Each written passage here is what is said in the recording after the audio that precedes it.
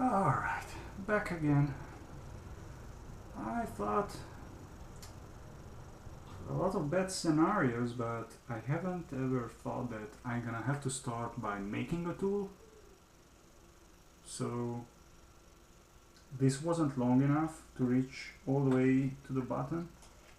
So I basically ripped off the collar